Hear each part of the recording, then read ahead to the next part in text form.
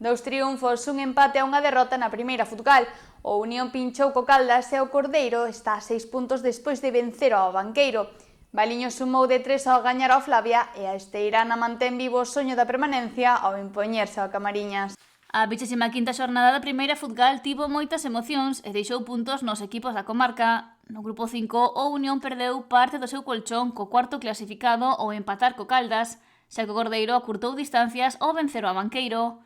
E o Valiño gañou por segunda xornada seguida para coller máis renda co descenso.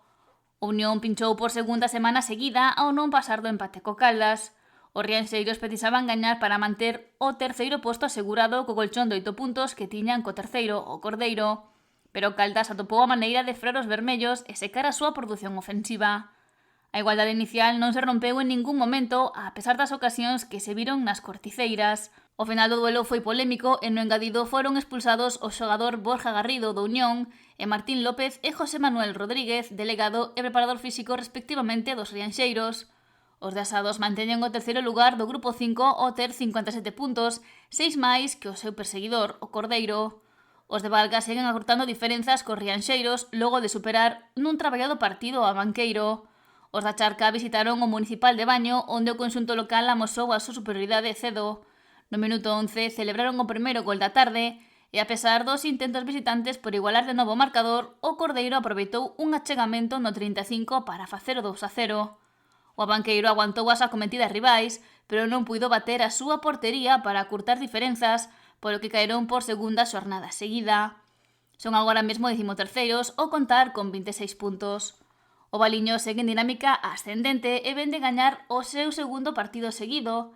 Nesta ocasión, os de Cabo de Cruz non o tiveron doado xa que recibiron a visita do Flavia, rival rocoso que sempre frea o seu rival, e o fixo durante 52 minutos, pero os locais non desperdiciaron un penalti favorable para anotar o único gol que se viu na tarde. Daniel Ozores foi o encargado de transformar a pena máxima e adiantar o Valiño, que xa non perdeu a man do partido.